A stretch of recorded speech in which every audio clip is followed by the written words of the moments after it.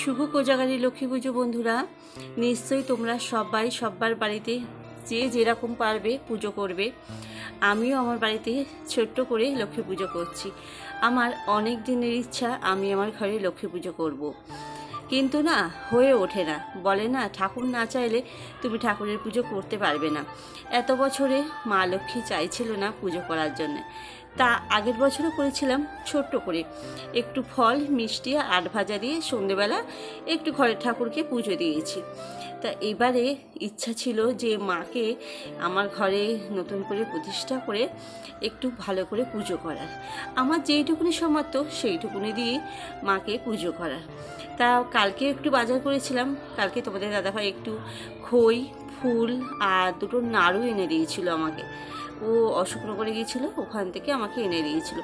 নারকেল তো নেই যে নারকেল নাড়ু বানাবো, তা ও কটা তিলের নাড়ু এনে দিয়েছিল। আমি ভেবেছিলাম, আমি বলছিলাম নারকেল নাড়ু আনলে ভালো হতো, কিন্তু পাইনি। তাই আর আজকে সকালবেলা মেয়ে আর আমি একটু বাজারে গিয়েছিলাম। বাজার থেকে টুকিটাকি মানে যেইটুকুনি পেরেছি সেইটুকুনি বাজার করে এনেছি। সবে বাড়িতে এলাম, এসে ঠাকুরের বাসনগুলোকে নামিয়ে ঠাকুরের বাসনগুলো সব ভালো করে মেজে ধুয়ে কল থেকে একটু টাটকা জল নিয়ে এলাম, নিয়ে এসে ছোলা বুটটা ভিজিয়ে রাখছি। এখন ওই একটা মতন বাজে, একটা কি দেড়টা এরকম বাজবে। ছোলা বুটটা এক্ষুনি না ভিজলে না সন্ধ্যের মধ্যে ছোলা বুটটা আর ফুলবে না, ওই জন্যে রেখে দিলাম।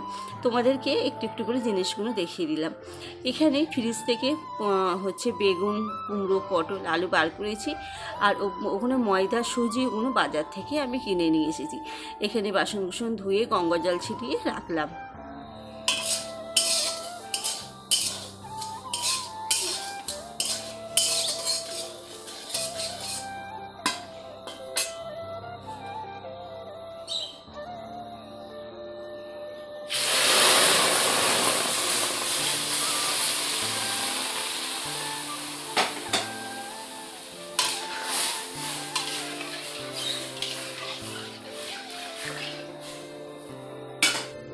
ওদিকে সুজিটা বসিয়ে দিয়ে আমি কিন্তু এদিকে ময়দাটাকে মেখে নিলাম। আলু পটল খোলা ছাড়িয়ে রেখে দিলাম, ওগুলো এখনও কাটিনি বটি দিয়ে। বটিটা আমার ছোটো যা একটু নিয়ে গেছে, নিরামিষ বটি। ও আসলে আমি আবার ওগুলো ছাড়িয়ে কাটবো। আর এদিকে আমি সুজিটা বসিয়ে দিলাম। আর এদিকে দেখো লুচি ভাজাও শুরু করে দিয়েছি, বেলে নিয়েছি, আস্তে আস্তে ভাজছি।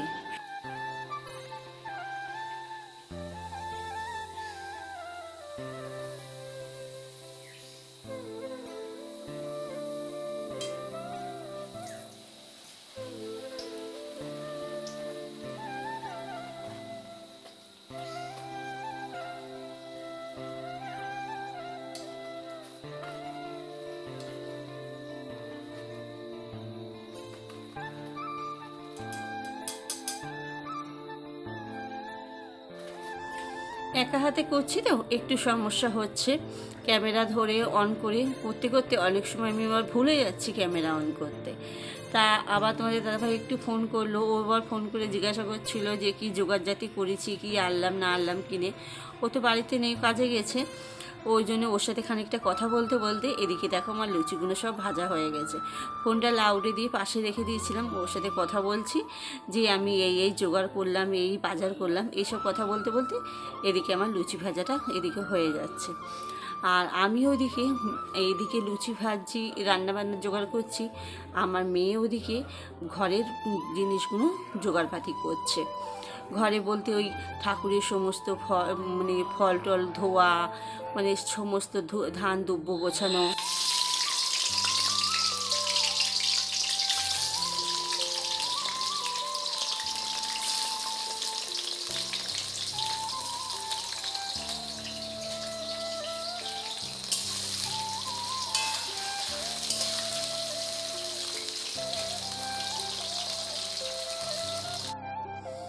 একা হাতে এত আয়োজন করা আর অল্প সময়ের মধ্যে হয় না। সকাল থেকে যদি করতাম তাহলে হয়তো, বিকেলের সময় করছি তো ওই আর ওখানে দেখো সমস্ত সবজিগুলো কেটে লবণ হলুদ মাখিয়ে রেখেছি। আর আমি একটু দুধ আনতে গেছিলাম, ঘোষ এসেছিলো, একটু পায়েস বানাবো, তা ঘোষের কাছ থেকে দুধ নিলাম। আবার এদিকে মেয়ে আলপনা দিয়েছে, ও আলপনা দিয়ে ঠাকুরের বাসন কোসনগুলো সব মেজে ঘষে পরিষ্কার করে রাখলো। সন্ধেবেলা আবার একবার করে পুজো দেওয়া হবে বলে আলতা পরে ও এসে আমার সুজিটাকে ঠান্ডা হয়ে গেছে, সুজিটা বসে গেছে, ও একটু সুজিটাকে পিচ পিচ করে কেটে দিচ্ছে। সুজিটা কেটে রাখলে আমার প্রসাদ দিতে একটু সুবিধা হবে, এখন একটু কেটে রেখে দিচ্ছে। তারপর ওইদিকে পায়েসটাকে একদম অল্প আঁচে দিয়েছি, দিয়ে এখানে চলে এলাম ফলগুলো কাটতে। তার আগে আমি তালের আঁটি কেটেছি, জানো তালের আঁটিগুলো একদম ভালো হয়নি। তালের আঁটিগুলো কি বড় বড়, কিন্তু ভেতরে শাঁসগুলো একদম অল্প অল্প হয়েছে, একদম কাটা যাচ্ছিল না। খুব কষ্ট করে আমি 2খানা কি 3খানা মনে হয় কেটে নিয়ে চলে এলাম। এসে এখানে ফলগুলো ও সব গুছিয়ে, এই দেখো বাটায় ও হ্যাঁ আমি কুচো ফুল এনেছিলাম, আমি মালা আনিনি, মালার যা দাম না, মালা আনিনি, কুচো ফুল এনেছিলাম। তা কুচো ফুলগুলোকে ও সব মালা করেছে, 3টে 4টে মালা গেঁথেছে, ও 4-5টা মালা গেঁথেছে। মালা গেঁথে ফুলগুলোকে সব রেখেছে। আর এই বাটায় যেগুলো ঘট বসাতে লাগবে, ওই একটা ভুলে যাবো আবার একটা ভুলে যাব, ওই জন্য ও মাথা ঠান্ডা করে বসে বসে বাটায় সব কিছু গুছিয়ে হাতের সামনে সব রেখে দিয়েছে। আমি এদিকে ফলটা কাটছি, ওইদিকে মিষ্টি বাতাসা এইসব জিনিসপত্রগুলো বাটায় ঢেলে ঠিক করছে। ওই দেখো আমি ওদিকে করছি, ওইদিকে আমার এদিকে জোগাড়গুলো করে দিচ্ছে। ও আমার সাথে সমানে কাজ করে যাচ্ছে, না করলে না একা হাতে করতে পারবো না। এই এখনই তাই 6:30 কি 7টা মতন বাজে। আট ভাজা আমি কিনে এনেছিলাম, অল্প এনেছিলাম, 100-150 মতন আট ভাজা এনেছিলাম। আর খই এনেছিলাম, 1 প্যাকেট খই এনেছিলাম, মুরগি এনেছিলাম, তার সাথে মিশিয়ে দেবো। পদ্মটা কালকে রাত্রিবেলা এনে দিয়েছিল অশোকনগর থেকে। পদ্মটা কত সুন্দর রয়েছে, ভাবলাম হয়তো নষ্ট হয়ে যেতে পারে, কিন্তু না, পদ্মটা কিন্তু খুব সুন্দর রয়েছে। দেখো কত সুন্দর রয়েছে পদ্মটা, খুব সুন্দর লাগছে দেখতে। একটা পদ্ম দেওয়ারও ইচ্ছে ছিল, তা পদ্মটাও মিলে গেলাম। আর এখানে দেখো আমি সব প্রসাদ আমার একটা একটা করে আমান্য করে দেওয়া হয়ে গেছে। 3টে আস্ত ফল রেখেছি মায়ের ওখানে দেওয়ার জন্য। এখানে আলু খই দিয়েছি, খইটা মাখিনি, মানে গুড় ছিল না বলে খইটা মাখিনি। খইটা মাখলে দুটো মোয়াও করা যেত, খইটা মেখে দিলে বেশ ভালো লাগতো, কিন্তু গুড় ছিল না। ওই যে বললাম আগে থেকে সেরকম কোনো প্ল্যান ছিল না করার, ভেবেছিলাম ছোট্ট করে করব, কিন্তু মা আমার গুছিয়ে দিয়েছে। তা আমি এদিকে টুকটুক করে অনেক কিছুই করেছি। এদিকে ফলটা কাটা কমপ্লিট হয়ে গেছে, আমি সব খোসাগুলোকে তুলে এখানটা পরিষ্কার করে ওখানটা পুছে বাইরে রেখে দিলাম। মানে এখন ওই 7টা মতন বাজে, মেয়ে এদিকে পুজোর জোগাড়টা করে দিচ্ছে। এখানে আলপনা দিয়ে দিয়েছে, দিয়ে এখানে একটা টুলের ওপরে কাপড় দিয়ে এখানটায় ঠাকুরটাকে বসাবে। ওই গঙ্গা জল ছিটিয়ে ধান দুব্বো ফুল সিঁদুর ফোঁটা দিয়ে মাটাকে বসাচ্ছে। দেখো কত সুন্দর না লক্ষ্মী ঠাকুরটা হয়েছে, সত্যি আমার খুব সুন্দর লেগেছিলো ছোট্টর মধ্যে। কারণ আমার সিংহাসনটা তো ছোটো আর অনেক ঠাকুর আছে, ওই জন্যে আমি ছোট দেখে সে ঠাকুর নিয়েছি। ঠাকুরটাকে কিন্তু খুব সুন্দর হয়েছে। আর এখানে ঘটে মেয়ে এঁকে নিল, আর এখানে জল দিয়ে দিচ্ছে, এটা গঙ্গা জল দিচ্ছে ঘটে, গঙ্গা জল দিয়ে আজকে ঘরটা বসানো হবে। এইবার ঘটে যে জিনিসগুলো দেওয়ার সেই সব জিনিসগুলো দিল। প্রথমে মনে হয় হয়তো কি নাকি একটা দিল, তবে কড়ি, একটা টাকা, আর কি দিল, আর গোটা হলুদ, ধান দুব্বো সিঁদুর দিয়েছে, দিয়ে ঘট বসানো হবে। আর এখানে 5টা আমের পাতা নিয়েছি, এখানে 7টা নিয়েছিল, কিন্তু না একটা পাতা নষ্ট ছিল, এখান থেকে 5টা আমের পাতা নিয়েছে। এইটা কালকে অশোকনগর থেকে নিয়ে এসেছিলো, আম পাতা ফুল আর ওই ধুদ্র ফুল বলছি, ওই পদ্ম, এগুলো অশোকনগর থেকে আনা হয়েছিল। পানে 5টা সিঁদুরের ফোঁটা দেওয়া হলো, আর কলাতে সিঁদুরের ফোঁটা দেওয়া হবে 5টা, দিয়ে মা লক্ষ্মীর ঘট বসানো হবে।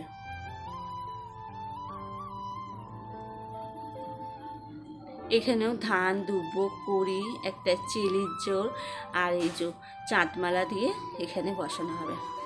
আর মাকে একটা কাপড় দিলাম, আলতা সিঁদুর দিলাম, আমি যেইটুকুনি পারলাম সেইটুকুনি মাকে দিলাম। মা যেন মন থেকে গ্রহণ করে, আমি মন থেকে মাকে যেইটুকুনি পেরেছি সেইটুকুনি দিয়েছি।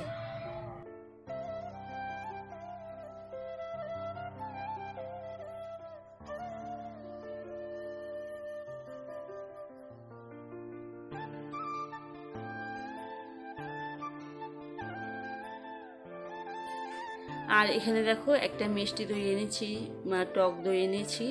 এইবার সমস্ত তো রান্নাবান্নাগুলো হয়ে গেছে, ওইদিকে আমার পায়েসও কমপ্লিট হয়ে গেছে। এইবার সব ফল প্রসাদগুলো মায়ের সামনে সব সাজিয়ে দেওয়া হবে, দিয়ে এইবার পুজোয় বসবে। পুজোটা ব্রাহ্মণ দিয়ে করাইনি, পুজোটা নিজেরাই করেছি, ব্রাহ্মণ দিয়ে করাইনি। ইচ্ছা যদি বড় করে করতে পারি, মা যদি সেরকম দিন দেয়, ইচ্ছা আছে ব্রাহ্মণ দিয়ে পুজোটা করার। এখানে আমি লুচি, ভাজা, সুজি, পায়েস আর খই মুরগি, আট ভাজা, আর চিড়ের মাগনাটা দেওয়া হয়নি কারণ বললাম নারকোল পাইনি একটাও, ওই জন্য চিড়ের মাগনা করতে পারি। চিড়ের মাগনা একটু নারকোল না দিলে চিড়ের মাগনা খেতে ভালো লাগে না, ওই জন্য আমি নারকোল পাইনি বলে চিড়ের মাগনাটা করতে পারিনি। একদম নারকোল নেই এখানে, আর ওই জন্য তিলের নাড়ু নিয়ে এসে আমি মাকে দিলাম, নারকেল পাইনি বলে। তা দেখো আমার মেয়ে পুজোটা করছো, আমি বললাম ওকে, বললাম তুই পুজোটা কর। তো ও পুজোটা করলো, ঠাকুরের মন্ত্র ধ্যানের মন্ত্র সব পড়ে, পাঁচালি পরে ধূপ ধুনো দিয়ে মাকে একটু আরতি করলো, করে তারপর মাকে এবার একটু সেবা করতে দেবো, দিয়ে আমরা একটু বাইরে যাব।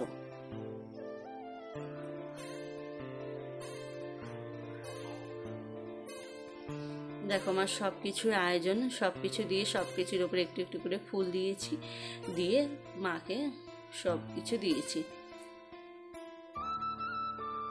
বলে আমার লক্ষ্মী ঠাকুরটা কেমন হয়েছে, সবাই কমেন্টে জয় মা লক্ষ্মী বলে যাবে।